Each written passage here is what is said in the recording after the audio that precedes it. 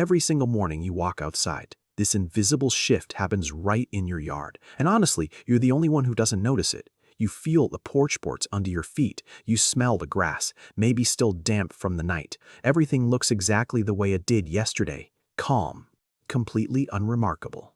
The kind of fleeting moment you forget the second it's over, except something else doesn't forget it. The exact instant your foot lands on that wood, a sound drops out of the air, a background hum you never even consciously heard in the first place, gone before you'd even notice it was missing. If you could freeze that exact moment and slow it down, you'd see it clearly. Birdsong cutting off mid-note. Wing beats pausing. This ripple of stillness moving outward from the spot where you're standing, kind of like a stone dropped into water. You didn't just walk into your yard. You walked into a frequency and you just disrupted it. Here's the strange part though. It's not really fear exactly. It's more like a recalibration, as if the entire yard just updated a setting to account for you.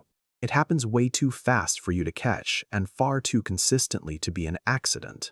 Every single day, that same quiet adjustment, and every single day you walk right through it without the slightest clue it occurred.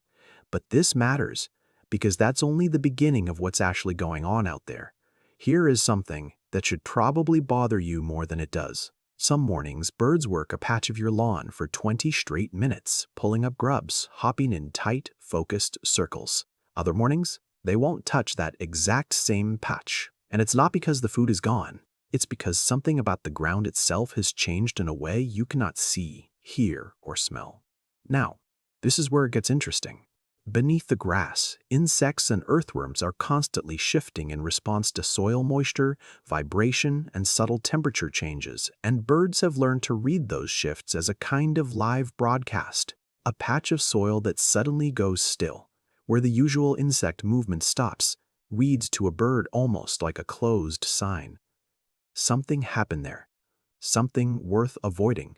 You're standing in a field of information, updated constantly, and you've never once been able to access it. Maybe you've assumed those shifting feeding spots were about taste, or exhaustion, or just simple randomness. But here's what most people don't realize. They're not. They're a response to a report you can't read, delivered by messengers you'd never think to look for sitting half an inch below the surface, completely invisible, unless you already know exactly where to dig. And it doesn't stop there, because that broadcast isn't limited to the ground.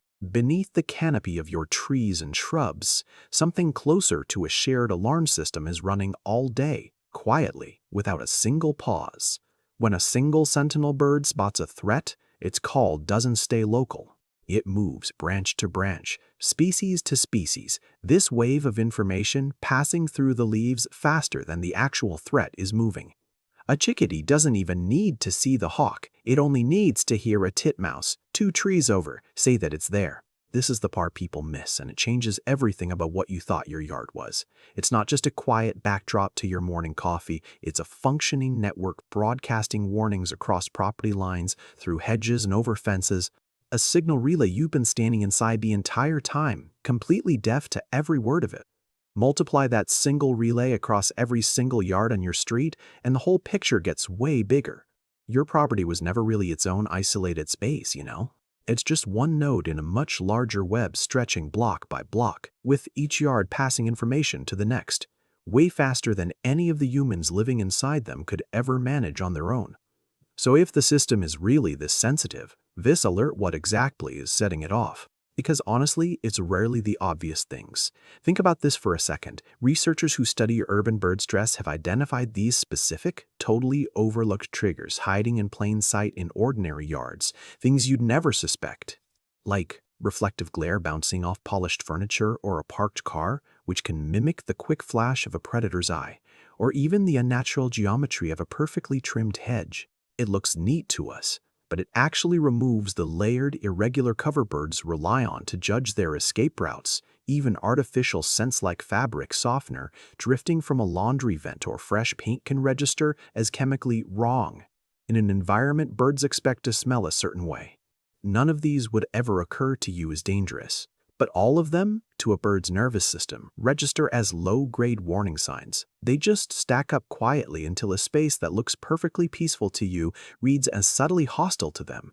A single trigger rarely matters on its own, It's the accumulation that tips the balance. One reflective surface, one clipped hedge, one unfamiliar scent, all present at once, and suddenly a yard that should be an ideal habitat gets quietly crossed off the list. But here's the strange part. None of this is generic. It's not some blanket reaction to a yard. It's a reaction to your yard, specifically, which means something else has to be true. They're not just reacting to a space, they're profiling the person standing in it. Now, this is where it gets a little uncomfortable. Urban birds have been documented distinguishing between individual humans by their walking pace, their silhouette, even their voice, your specific rhythm on the deck each morning, the particular cadence of your footsteps, the way you pause near the flower bed. All of it gets logged, compared, and quietly scored. Somewhere in that system, you have a rating, not a name, obviously, just a pattern. But a pattern, to them, is more than enough to predict exactly how you'll behave before you've even finished stepping outside. And this is the part people miss. The neighbor who moves briskly with a phone in their hand gets a completely different rating than you do.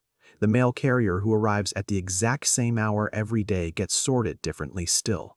You are not just one indistinguishable shape among many. You are a specific, cataloged entry, and that entry updates every single time you walk outside.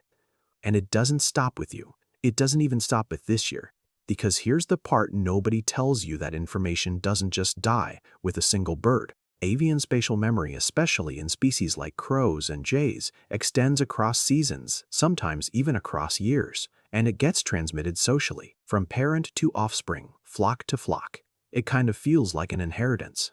A hazard your yard presented 3 years ago, maybe a loose dog, a highly reflective window, or a spot where a hawk once struck, can still shape how birds behave in that exact location today. It's passed down to birds who were never even there to witness it themselves, which means your yard isn't just being watched, it's actually being remembered, genetically even. It's being mapped and remapped by creatures passing down a version of your property you've never seen. Honestly, the current birds visiting your feeder right now might be acting on information gathered by birds that died before you ever even bought the house.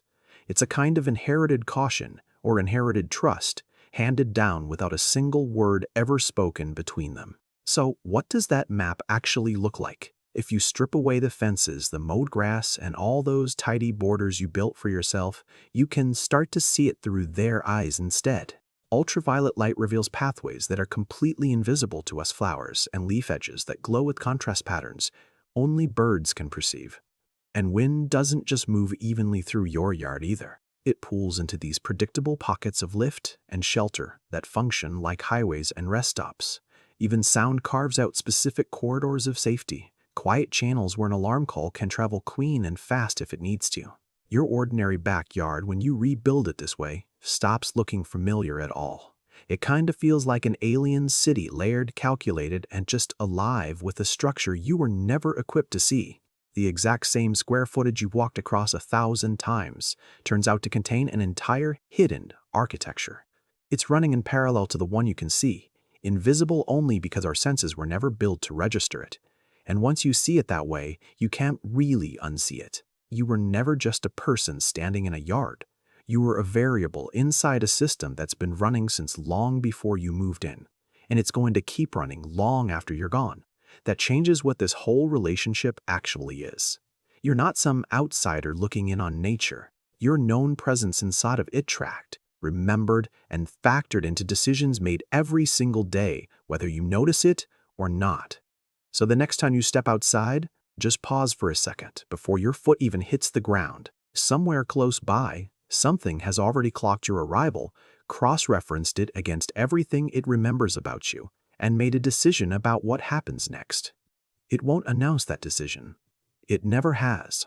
But it's there, running quietly, the exact same way it has every single morning you've ever stepped outside without knowing it. Think about your own yard. Maybe you've noticed this, too. Is there a specific spot where birds just never land, no matter what you put there? What secret do you think they already know about that space?